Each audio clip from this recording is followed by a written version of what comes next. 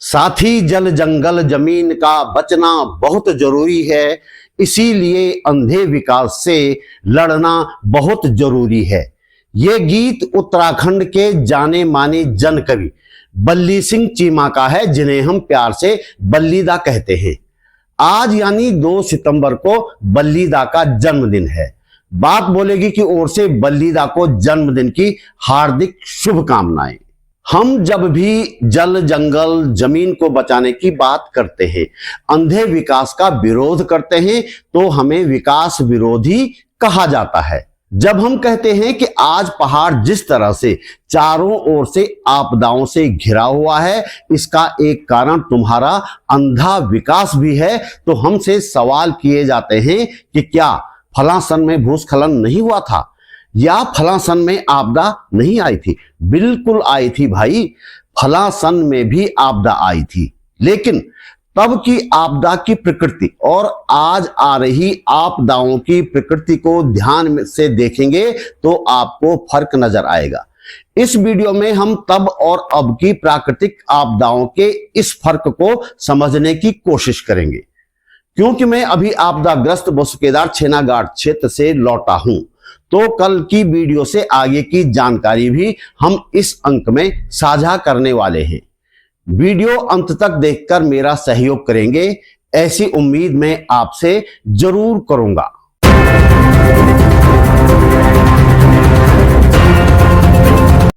नमस्कार, बात बोलेगी चैनल पर आपका स्वागत। मेरा नाम है त्रिलोचन भट्ट और मैं करता हूं जन सरोकारों की बात। इस वीडियो को देखने के बाद हो सके तो मेरे एक सवाल का जवाब अवश्य दीजिएगा, जो सवाल मैं इस वीडियो के अंत में आपसे पूछना चाहूंगा। उत्तराखंड में आपदाएं पहले भी आती थी। कभी सतपुली में मोटर बही तो कभी मालपा में सैकड़ों लोग मलबे में दफन हो गए, कभी कोंथा गांव नेस्तनाबूत हुआ तो कभी मधमहेश्वर घाटी में तबाही हुई। लेकिन गौर कीजिए, ऐसा 2-4 सालों के अंतराल में कभी कभार ही होता था, और वह भी सिर्फ किसी एक क्षेत्र में। लेकिन आज इस तरह की घटनाएं बार बार हो रही हैं। आज 2 सितंबर की बात करें तो उत्तराखंड का एक बड़ा हिस्सा आपदा की चपेट में है।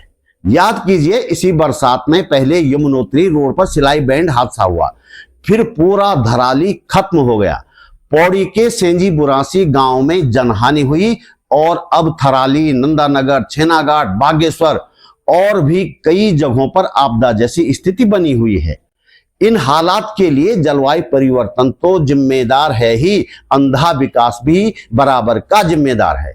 जिस तरह से जंगलों का सफाया किया जा रहा है और पहाड़ों को बेतरतीब काटा जा रहा है, वह इस विनाश में जलवायु परिवर्तन से कई ज्यादा भागीदार है, मैं तो यही मानता हूं। 29 अगस्त की सुबह जब बोसकेदार क्षेत्र के छेनागाड़ और आसपास के गांवों में तबाही की खबर आई तो मैं दिल्ली में था। नजदीकी रिश्तेदारी में हुई एक अप्रिय घटना के सिलसिले में मुझे कुछ दिन वहां रहना था, लेकिन अपने गृह क्षेत्र में हुई तबाही की खबर के बाद मैं दिल्ली से निकल पड़ा। ऋषिकेश से आगे ऑल वेदर रोड ने कई जगहों पर परेशान किया, फिर भी मैं सुबह 10 बजे से कुछ पहले चंद्रापुरी पहुंच गया। आगे बांसवाड़ा में केदारनाथ मार्ग करीब 24 घंटे से बंद था, तो मैंने पैदल ही आगे बढ़ने का निश्चय किया।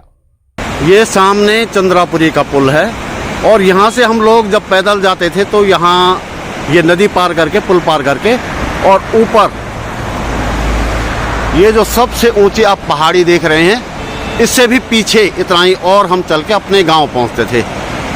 और आजकल जो सारी सड़कें टूट गई हैं, और यहाँ से भी आप देखेंगे एक रास्ता हमारे गांव जाने का ये था, ये पूरा छिन्न भिन्न यहाँ से हो रखा है। ये इधर ये सारा नीचे मंदाकिनी नदी है, आप देख रहे हैं, और सारा कुछ मंदाकिनी नदी में समा रहा है यहाँ भी। और यहाँ से मैं पैदल चल रहा था। हमारे मित्र हैं, अंशुल होम स्टे चलाते हैं यहाँ सियालसोड़ में। मैंने उनसे कहा मैं यहाँ से पैदल चल रहा हूँ, और ये विजयपाल रावत जी मुझे लेने आए हैं। नमस्कार, आपका बहुत बहुत धन्यवाद।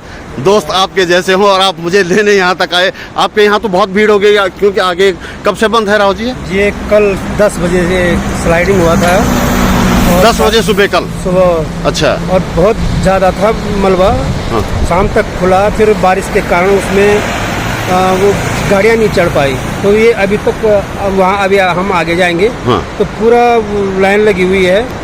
तो हम लोग भी काफ़ी बिजी हैं क्योंकि हाँ, क्योंकि आपके सारी रात लोगों को खाना बैठना हाँ। उठना हो रहा था। हमने हाँ, कहा हाँ। चलो कोई बात नहीं है। तो आप इतना सारा काम छोड़ के आए हैं। नहीं आप भी तो एक समाज सेवी हैं और आपको मैं तो बहुत देखता रहता हूँ, चाहे आपका यूट्यूब हो चाहे आपका लाइव हो।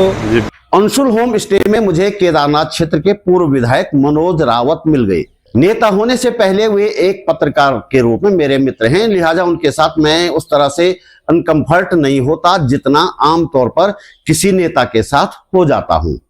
उन्हें भी आपदा प्रभावित क्षेत्र में जाना था, लेकिन वहां तभी पहुंच सकते थे जब बांसवाड़ा खुल जाए।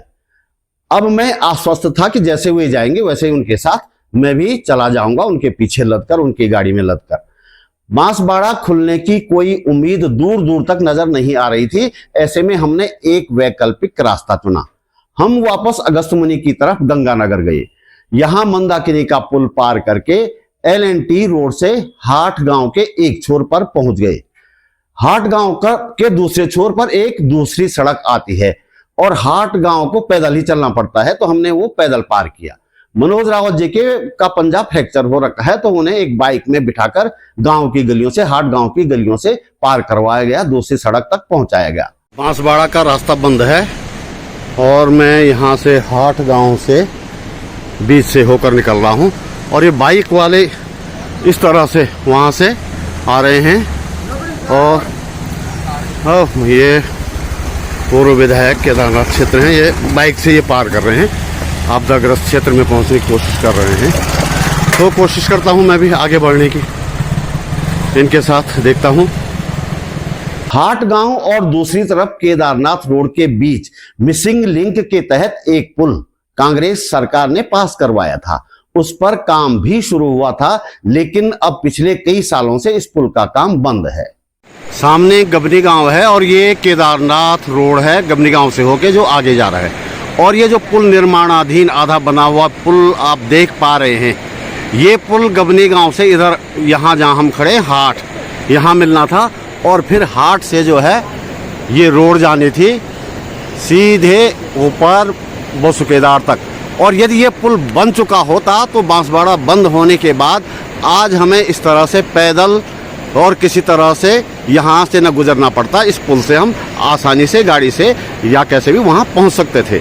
हाट गांव के इस छोर पर कांग्रेस कार्यकर्ताओं की ओर से एक कार की व्यवस्था की गई थी, जिस पर सवार होकर हमें आपदाग्रस्त क्षेत्र तक पहुंचना था। अब इस उबड़ खाबड़ वाले रास्ते से मैं अपने गांव बसुकेदार जाने की कोशिश कर रहा हूं और इस गाड़ी से, और ये सामने मैं आपको दिखाना चाहूँगा नेशनल हाईवे केदारनाथ वाली जो रोड है बांसवाड़ा में बंद होने के कारण, ये देखिए ये आप शायद देख पा रहे हैं, जूम करके मैं दिखा रहा हूँ, ये सारी गाड़ियों की लाइन लगी हुई है। ये यहाँ पे कुछ होटल हैं, यहाँ पे भी गाड़ियाँ हैं और पीछे तक जहाँ तक नज़र आ रहा है लगभग मेरी समझ से 8 से 10 किलोमीटर लंबा ये जाम है, अभी यहाँ तक दिख रहा है। इस कच्चे रास्ते की तमाम बाधाओं को पार करके हम आखिरकार आपदाग्रस्त क्षेत्र में पहुंच गए। देहरादून से चलकर दिन भर की मशक्कत के बाद आखिरकार मैं पहुंच चुका हूं इस आपदा से प्रभावित तहसील बसुकेदार के डूंगर में। अभी तो सिर्फ एक छोर था, असली आपदा तो आगे थी, जहां पहुंचने का हम प्रयास कर रहे हैं।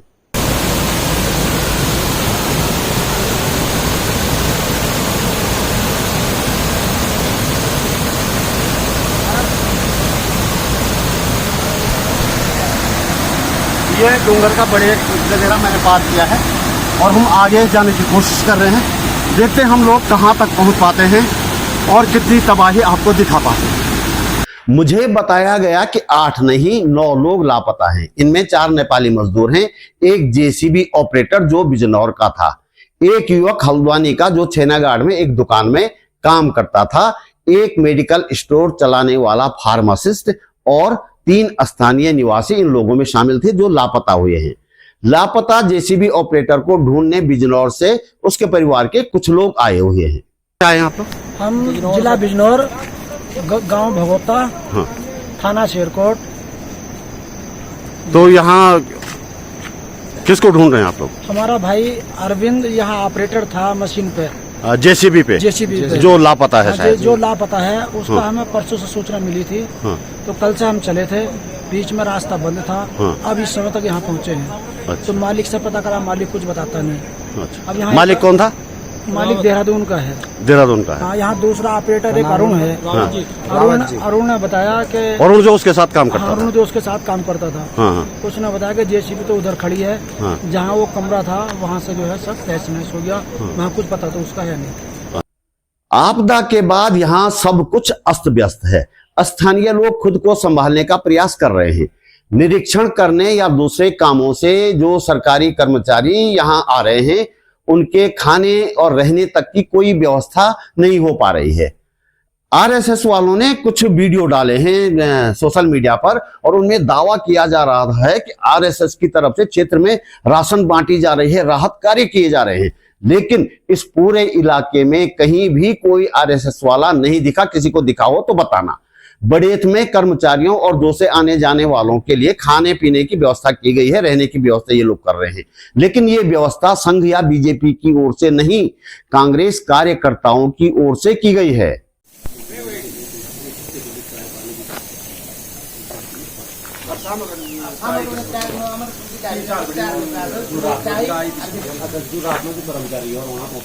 वीडियो ज्यादा लंबा ना हो, इसलिए आज इतना ही। राहत के नाम पर क्या कुछ हो रहा है प्रभावित इलाके में, इस पर अगले वीडियो में बात करेंगे और आपदा पीड़ितों का दुख दर्द भी सुनेंगे।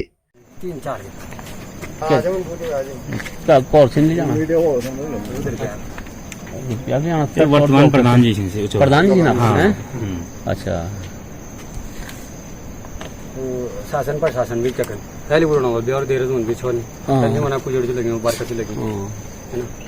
अब बोली जन की इधर यमु आ हम यमु व्यवस्था करना क्या कर सकते हैं। तुम यामू यनकल है पहले यामू भी तो तुम हाटे पट, अगर गाड़ी नहीं खुली तो हाटे पट जाओ। वो डूंगर में बना से नहीं रोड डूंगर से अगने रोड पुलिस हैं? डूंगर से अगने रोड पुलिस वो छे ये पुन की बंच क्या हैं? अब ये पुन क्या बोल सीधा डॉक्टर तक पता नहीं है कुछ छोटे भी मर्जी क्या है। अच्छा, आप वो नंबर क्या जरा जगदीश भाई नंबर ले लो, फिर मैं बात कर दूंगा सीएमओ साहब है ना। ठीक है, सीएमओ साहब भी कांटेक्ट मशीन पर आए मना क्या कर सकते तब ठीक, तब दिखो तब उनकी तरफ से भी कोई वो नहीं है। पहले तभी बहुत कोशिश करी, कोई बात सीएम साहब ने बहुत कोशिश करी, ऐसे मैडम ने बहुत कोशिश करी, नहीं हो पा रहा है, क्या करना है उन तब लोगों ने। इस वीडियो में इतना ही। हम आपसे सहयोग की उम्मीद करते हैं। आपका सहयोग लाइक के रूप में, कमेंट के रूप में, या वीडियो को शेयर करने के रूप में हो सकता है, या फिर आर्थिक मदद के रूप में। आर्थिक सहयोग के लिए मैं मानिस खान जी, रमेश नैथानी जी और पंकज रावत जी का हृदय से आभारी हूं। और अब मेरा सवाल आपसे, क्या आप भी मानते हैं कि उत्तराखंड में हो रही इस तबाही की एक बड़ी वजह अवैज्ञानिक और अंधा विकास भी है? कमेंट बॉक्स में अपना उत्तर अवश्य लिखिएगा। जल्दी मिलते हैं एक और मुद्दे के साथ, एक और वीडियो में। नमस्कार।